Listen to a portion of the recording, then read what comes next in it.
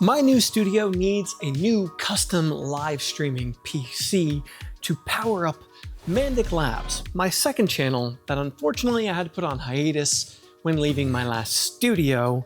That's meant months now of no live streams, no community fun, and projects collecting dust. That changes today. We're custom building a PC, case and all, to power up a new era of the Mandic Labs live stream channel. It has not been long since we built a computer on this channel. Quite recently, we did Bentbox, a fully 3D printed computer case for my home office PC. This project will have plenty of 3D printing, but for the live stream channel, there's some different inspiration there. On Mandic Labs, we build a lot of custom 3D printers and community projects, so I loved the idea that a member of my Discord had. What if the Voron Design team built a computer case instead of a 3D printer? For anyone who may not be familiar with Voron Design or what a Voron is, let's do a quick rundown.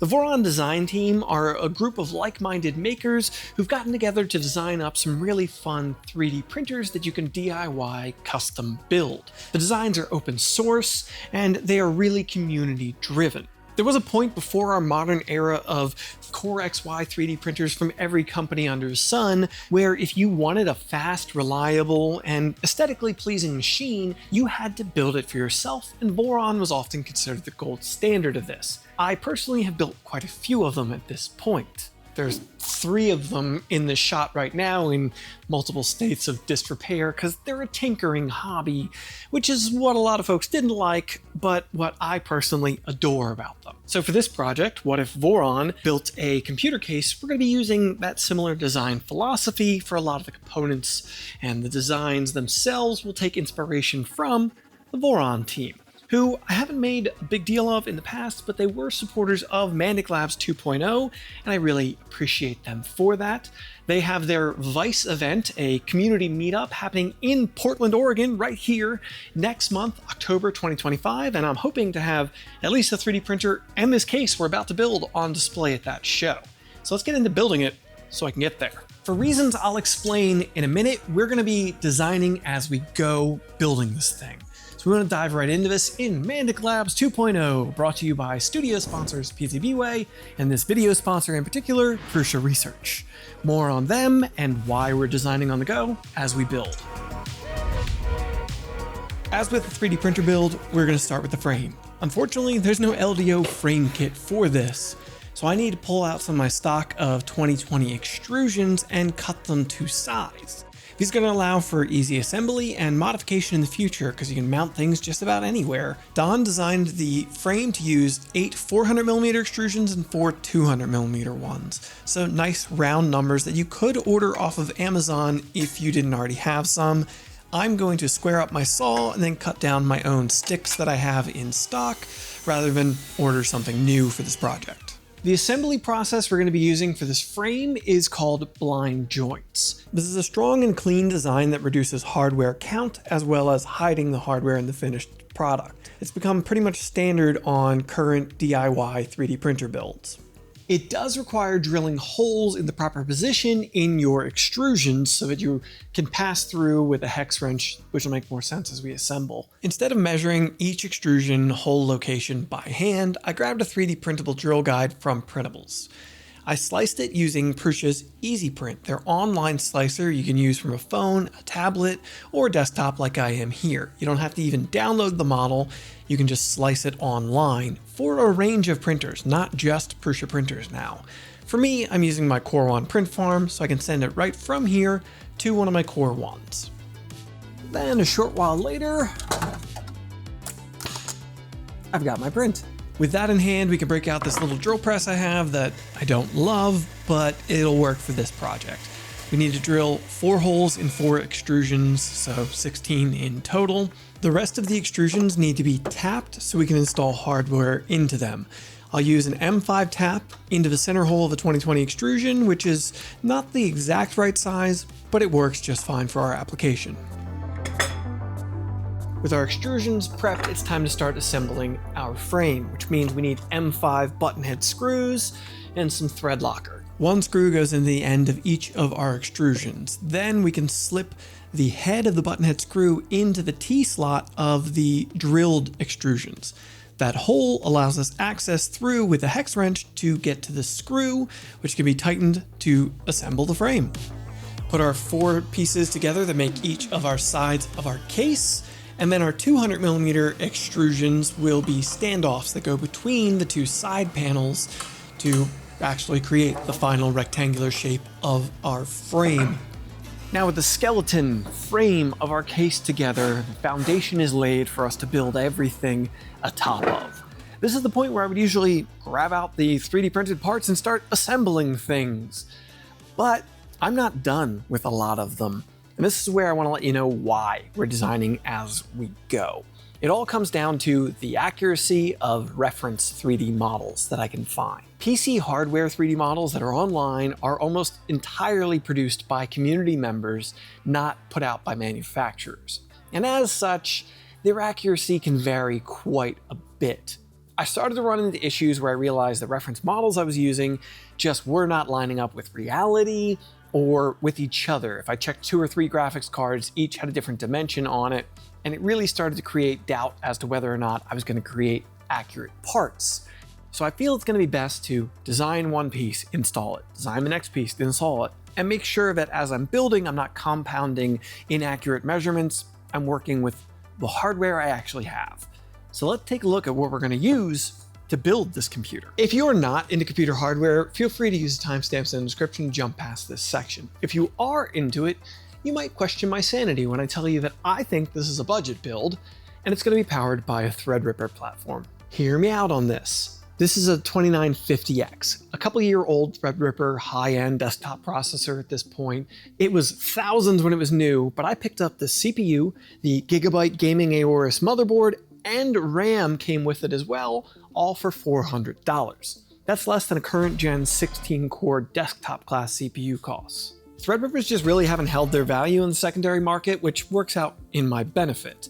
What isn't to my benefit is the 180 watt TDP of this processor. It's a lot of power draw for this thing when my last stream PC was this Geekom mini PC that had a 120 watt power brick. That's worth it for me though, because I need PCIe lanes. Because the folks at Elgato sent over not 1, but 3 of their Elgato Camlink Pro PCIe capture cards for this project. A lot of this whole setup is about getting to 4K video streaming in the studio.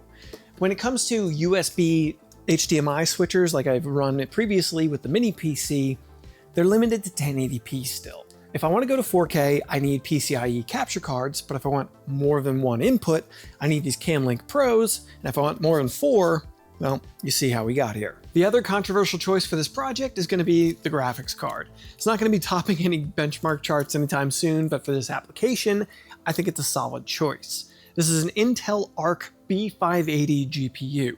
The reason I'm going with this is AV1 encoding. This video card is the most affordable way to get hardware AV1 encoding into the stream PC, which means better image quality at lower data rates. Those are the hardware highlights of this build. Of course, there's going to be more stuff involved, but we'll talk about those specs or items as we get to them. Let's get to work on installing stuff so we can continue this design and get this project finished. Before we get to installing the motherboard, I think I want to get the feet onto this chassis to give us a little space underneath and around it to work. The feet and skirts, which will come in a bit, are going to be really familiar to folks who have built Vorons in the past. Donald redesigned them to fit this particular application, and I think they look excellent. One installs on each corner, has an accent piece for whatever color you may choose to accent this build with. I'm using my brand colors of teal and purple. With the feet installed, we can get to installing hardware in this thing. There are 2 design elements I have, I believe, finished. The motherboard mounting and the power supply mounting that's going to go in the bottom like a typical modern case with a power supply basement. Looking at these feet, you might think this is an awfully small space for a power supply, but believe it or not, an ATX power supply fits pretty much perfectly in here. Don did a great job of getting this into the space. It's going to go to the top of the 2020 extrusion, but it will work. For this build, I'm using a Corsair RM750E, a 80 plus gold rated power supply. It's not the most modern one, but it should work out just fine for this particular build. Power supply mounting in a case like this is probably one of the trickiest things to do. Don came up with a pretty solid idea of using a French cleat design. 4 brackets install onto the frame using roll-in nuts and screws. These have a receiver French cleat style to them. Then the power supply gets 2 brackets installed onto it, which are the mirror image of those receiver brackets, so the French cleat to sit down in. At all 4 corners of the power supply, there is an M3 screw that travels down through and retains it to those brackets so it won't vibrate and securely mounts it. With that handled, it's time to consider how we're mounting the motherboard into here. Donald had yet another excellent idea. Instead of adding extrusions or making one big tray, he's got these 3 separate motherboard mounts that are 3D printed. For this project, I chose to use Polymaker ASA filament. A couple of reasons, one being the teal and purple colors they have are really nice and fit my brand colors pretty well. It prints really nicely in the nice warm enclosed chamber of my Core 1 print farm. It's also the same accent colors and materials I used in my Voron 2.4 build, so it kind of fits the Voron PC theme. And ASA has excellent temperature handling characteristics, so even in a warm PC case, temperatures won't be an issue. For the standoffs, the screws that actually hold the motherboard in, and some additional ones for other purposes you'll see, we're using M3 heat press inserts just like a Voron kit would use. One mount goes on the rear frame upright, one on the top upright, which I added a relief in this one for space to allow for cable management. We'll see more of that later. And then a large one mounts to the bottom extrusion. These are all using M5 screws for really nice solid base mounting. With those mounts in place, you can see there's quite a bit of empty space in this case. There really isn't anywhere to hide cables. Donald thought of this and designed a hidden cable tray behind the motherboard.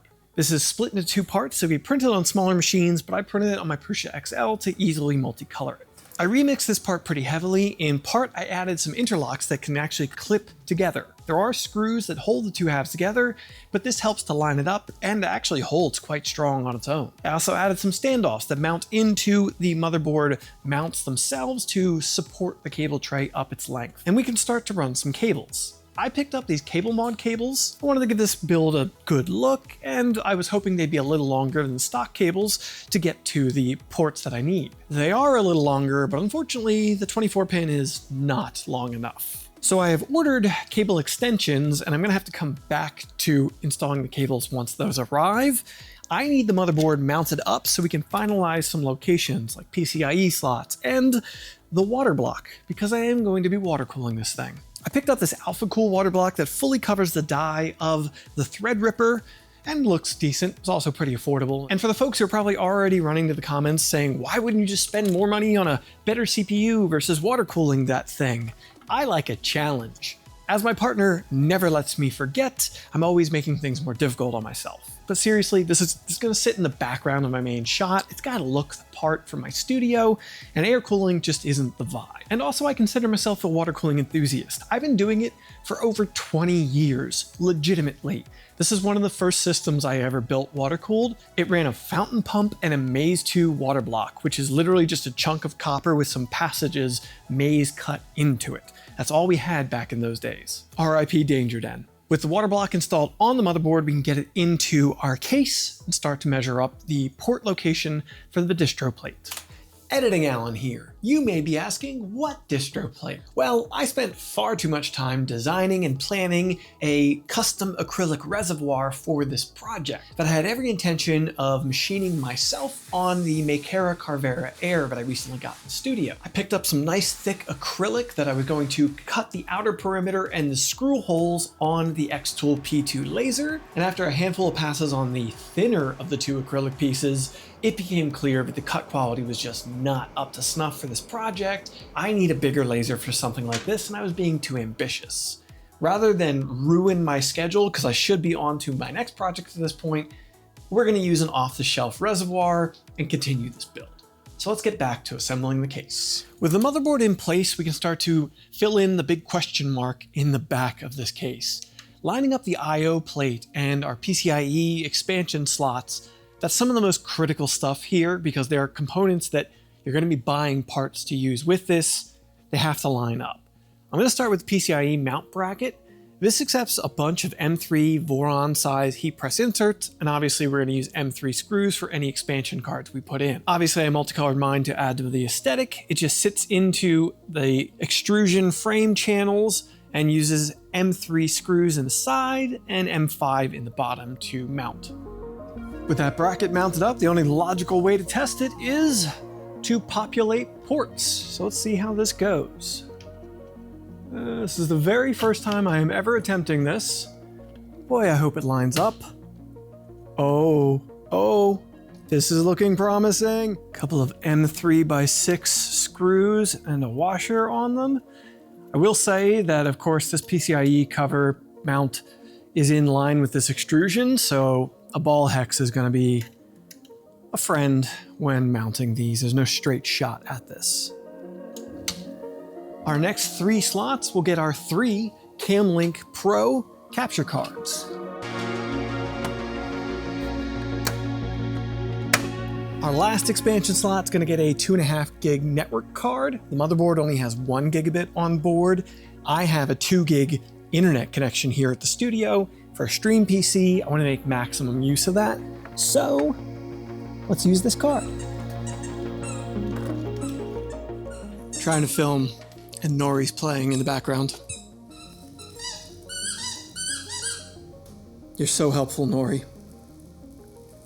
The expansion cards fit better than I expected, and I'm thrilled with that.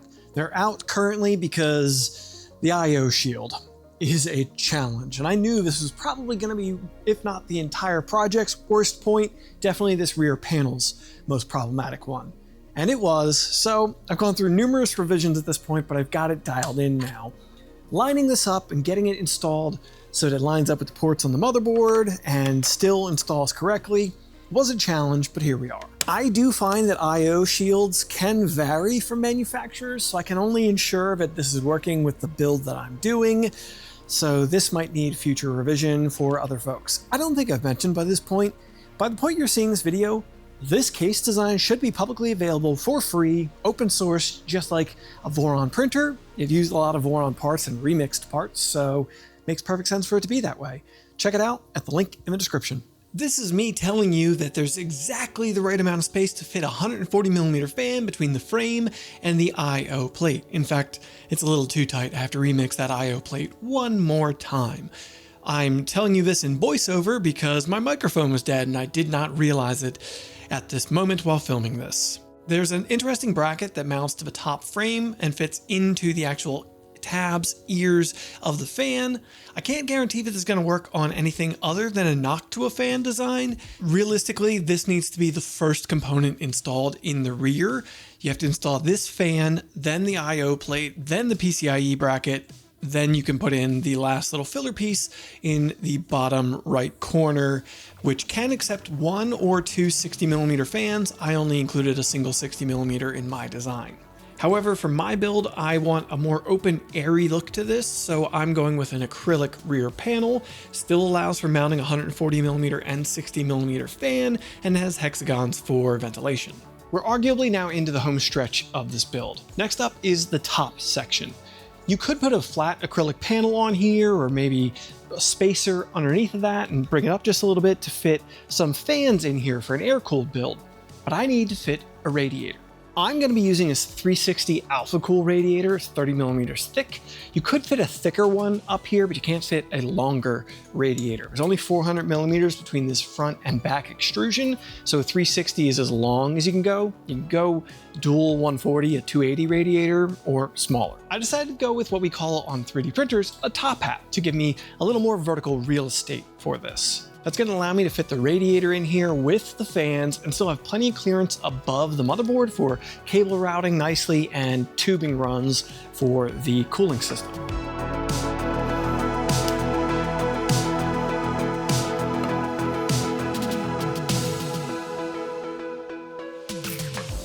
It also gives me room to hide things like this fan splitter for the radiator fans, so I only have to have 1 cable running from them down to the motherboard. There's a lot of power in the customizability of this case design.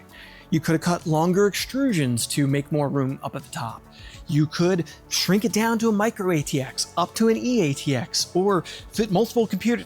The sky's the limit when it comes to this, as long as you are willing to work with modifying the design a little bit. The CAD files are available, and cutting extrusions or ordering extrusions to the sides you need. I personally feel like there's a lot of spirit of the Voron, not just in design language, but in the ability to customize. You can even use mods for Vorons in here, which I will be doing.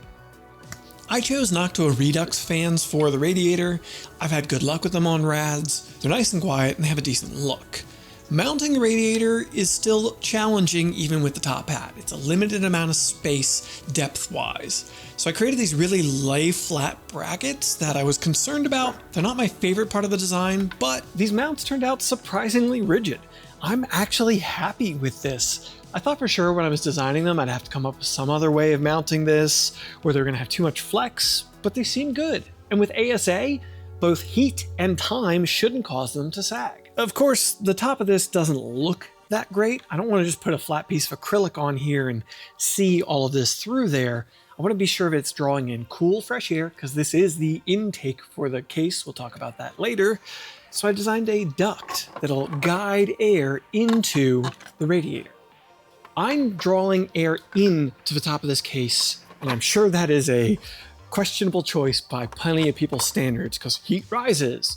Because I want this to be a positive pressure airflow case, but I didn't want to clog the front of the case up with a bunch of fans blowing air through it. I did originally plan to put 320mm fans in the front, but then I would have a 140 at the back and 3 120s at the top drawing air out. When you have a negative case pressure where you have more air being drawn out of the case than blown into it, dust has a tendency to be drawn in through cracks and crevices, which can cause your system to be dustier. I want filtered air, which in comes 3D printed fan filters. On Bentbox, I also 3D printed some fan filters, but I fully designed them with specific sized orifice, and it was quite a process to get them all designed up because Fusion doesn't handle sketch objects like that very well. Mr. Voron himself, RCF, the founder of the Voron team, commented on that video saying he's had good luck with gyroid infill as an air filter. So that's what we're doing here.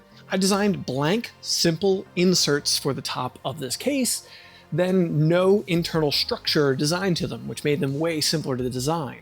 But when I slice them in Prusa Slicer, I do so with 0 top and bottom layers. So all we're printing is walls, the outer perimeter, and infill. I landed on a 30% gyroid infill structure and 5 perimeters to give it some structure to the outside frame of it. And quite honestly, I can see what he's talking about. I can see light through these just like I would expect any other commercial air filter, but it's a weaving inner structure that air is gonna have to really work its way through, and I think it's gonna function as a pretty good filter. Only time will tell. There's a little handle grip in the middle that allows me to insert these and remove them from inside here. They just rest in the top of the housing, no magnets or anything, and I think it's gonna work out all right. Next up, I need to get the water pump res combo installed, but I don't want to focus too much on the water cooling in this build. It's more about the case than it is about the way that I set up the cooling system. So we need to move on to wiring so we can wrap this up. At some point you might have noticed the motherboard cables just appeared. Here's what they look like behind the board. Now I really like the bump out, the little section where the extension cable for 24 pin is plugged in. I don't think this was intentional, it was just use of space, but it works out beautifully. This front skirt allows for mounting of front panel USB as well as our power and reset buttons. In the theme of Voron here, using off-the-shelf parts as much as we can, Donald chose an excellent idea, keyboard switches for those buttons. I personally chose to go with what I think are rather satisfying blue clicky switches. I just really like blue clicky switches. For power and hard drive activity LEDs, I got these basic 5mm diodes that I designed a housing mounts behind the key switches, and then the light can travel through those. That also means my power and reset buttons had to be semi-translucent or translucent, so I used PETG for these. And now, of course, as with any good PC build, we need RGB. This is the point where I'm going to use a Voron mod. I picked up this 3D printable LED light strip mount that's meant to illuminate the inside of a printer off of printables, and I'm just going to mount it in this case. It's darn near a perfect size for that. I'm using 5-volt addressable RGB LEDs to illuminate the interior of the case, which is the same that the water block and reservoir have for their lighting. While this motherboard does have a header that seems like it might be addressable RGB, it's old enough that it was before they were really standardizing that. So instead, I'm going to use YAWL, yet another WLED controller, the little PCB for controlling LEDs that I've been using in a lot of projects around here, provided to me by studio sponsor PCBWay, who was able to manufacture these for me in a small run, so I've got them for a ton of projects. In BentBox, I mounted this and used the power supply in that computer to power the board. I'm not going to do that here. I'm going to use a USB-C cable so that I can power it from a separate power brick. The logic here is pretty simple. I can power this off an external brick, light this case up in the background, and never even turn the computer on. So when I want it lit up to match the rest of my set, I don't have to have fans spinning and the water pump running in that Threadripper pulling wattage. I can just have a little ESP32 sipping power in comparison. Final configuration of what I've got LED-wise is one strip up here in the front corner. It's going to cast light through the case, and a short strip in the power supply basement that's going to go through the acrylic bottom to give it some underglow. The water block and the reservoir are going to be on a separate GPIO circuit. This is one of the reasons I also want to use WLED, is I can split these two circuits because I have no idea what RGB LEDs and driver chips are in those components. So I can control them independently, set them with different settings, and not have to have them conflict with the strips that I'm running. With that mischief managed, the RGB lives. You'll have to wait to see the final result, of course. We only have panels, skirts, and hardline water tubes away from completion on this project. So I'm going to blow through bending up the lines for this so we can get the plumbing all done, and then come back and show you folks the panels and skirts. This is the moment where I need to stop and thank you folks. Patrons on Patreon, YouTube members, those who subscribe to the channel, drop it a like, leave a comment. They all mean a lot to me and they all help out. Getting a handle on the new studio production schedule and meeting contract requirements has been a challenge for me, a serious challenge. And my own ADHD brain is fighting me every step of the way, to the point that I know I need to seek help for it at this point. So thank you to everybody who's offered to help, who has come out and helped me paint the studio, who has given their advice and their input on ADHD medications and treatment. I appreciate all of you and how much you support what it is I do. There is, of course, no treatment for this. Pop the line, pop the line, pop the line. Good thing I was recording. So what the heck just happened? Well, first and foremost, it was my fault. Despite the fact that I've been water cooling for 2 decades, this is actually my first hardline tube build. And the cheap Amazon fittings that I got came with a bunch of extra O-rings in them, and I totally missed putting the compression O-rings into the fittings for the hardline tubes. Those are O-rings that you're supposed to tighten the ferrules down around that will squeeze onto the tubing so that it can't go shooting out like it did. Now I've got it corrected. It's filled back up with fluid and it's been running for quite a while. I sprayed down everything with isopropyl alcohol, so it's going to smell for a while, but it's cleaned off and I'm not too worried about firing up the hardware that's in here. So let's move on to getting the skirts and the panels on and get this project done. If you've never built a Voron, it probably sounds silly that I keep saying skirts, but that's the name that's been given to these trim pieces that run around the bottom of the frame. In a lot of cases, a lot of the machines giving us space for electronics like the power supply on my V0 here, and all of the electronics on Trident and Voron 2.4. On the Voron PC case, these combined with the feet raise up the frame to give us our power supply basement, where all of our cables are stuffed and power supply, of course. They fit into the feet and into the underside of the extrusions. To do this, we just need to flip the machine onto its back, side, or top, whatever we can do to get access to the bottom. Installation uses some M3 roll-in nuts that slip into the extrusions underneath here, and then M3x8 screws through the skirt holes into those. This is definitely another instance where you need a ball hex for this build. Then the bottom gets an acrylic panel. The inlet for the power supply is offset to the one side, as the power supply is offset to that side to make a little bit of room over here for cables. So this goes on with some M3x6 screws to heat press inserts in the bottom of the skirts. For the side panel over here, what's going to be the door on the other side, my laser wasn't big enough to cut these pieces, so thankfully my friends over at West 3D, only about 15 minutes away from my studio, were able to cut them for me. I appreciate them. No sponsorship here, just thankful that they are that close to me for picking up parts I may need for a build or getting something like this done. Check them out for your projects, west3d.com. The front, back, and side panels get these standard Voron clips that use M3x8 screws and hammerhead T-nuts into the extrusions. There are plenty of mods for Vorons for different styles of clips that will work with these panels, as the panel design is just 3mm with 1mm foam. It's very standard for a Voron. And the acrylic can set into those. A handful of more clips go around the perimeter of the acrylic to hold the panel in place firmly against the foam seal. The door panel is just one large piece, same as the side panel. It's literally the same shape, but it's held on with VHP tape attached to these hinges that have an M3x35 screw in them, and then a magnetic catch latch with a little handle to open and close the door. We've got a latched door, which means we've got a finished project.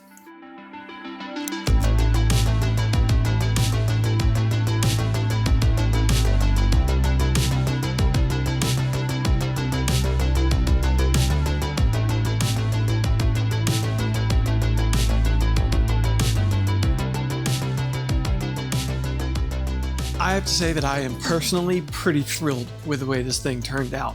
For a stream PC, look at that wall of HDMI ports on the back of this thing. From the perspective of Voron but PC, I think we hit the nail on the head. It looks a lot like my 2.4 build, so I'm really happy with that. I had a different vision when I set out for this project, but as with so many projects, I ran out of time, and this is what I landed on. And you know what? Happy accident, not mad about it. I'm pretty happy with where we're at. Let's touch on a couple of points I didn't mention to this point. The deck panels, the parts that close out the power supply basement, are magnetically attached, so they're removable for accessing in there, so you don't have to flip it up and go in through the bottom. They are my least favorite part of this entire build. I've never really came up with something I was thrilled with there. The fit's not amazing, but I had to call it done at some point. I didn't mention that there's a second RGB strip now added up in the top hat area. The single one in the front just wasn't bright enough for in here, so that's adding extra illumination. And the, I don't know, $600 question, why 3 of the Elgato Camlink Pros? Why do I need 12 HDMI ports? With this newer, bigger studio, I want my streams to get bigger and better. Not just 4K, but I want to have cameras set up all over the place so I can just switch between inputs and go from one station to the next, work through a full project on a stream, and not have to move the camera on a tripod and roll lights around. The goal is to have a setup that I can go to anywhere in here and have a stream setup ready to go, which is going to require a whole bunch of cameras, but I currently can't afford, nor do I have. There are definitely more thoughts about the Voron PC. I've dubbed it v.pc. The files are already on my printables page, link in the description if you want to check them out. Download them, even if you're just going to play around, look at the way I design things. Maybe you can learn something from that. They're free and open source. Have fun. I need to give a big thanks to studio sponsors PCBWay and Prusa Research. The LED controller came from PCBWay for this project, and Prusa, well, their printers made the printing the easiest part of this entire project. That was not the holdup. It went beautifully thanks to my Core 1 print farm, quality, speed, and reliability. As far as the rest of my thoughts and feelings on this build, I'm going to save those for my mission debrief, the post-episode video that I do for Patreon supporters and YouTube members, discussing what I would do differently or what went wrong that didn't make the cut of the full video. So if you want to check that out, please consider checking out patreon.com/MandicReally and become a supporter today. All right, folks, get to printing your own Voron PC if you want to. Maybe we can get somebody to make kits so the frames don't have to be cut and drilled by yourself. I don't know. It's a thought. Let me know if you'd be interested in that in the comments. Hope you found this video interesting, and be sure to get subscribed to ensure your 3D prints don't fail. It's not a guarantee, but it can't hurt. See ya.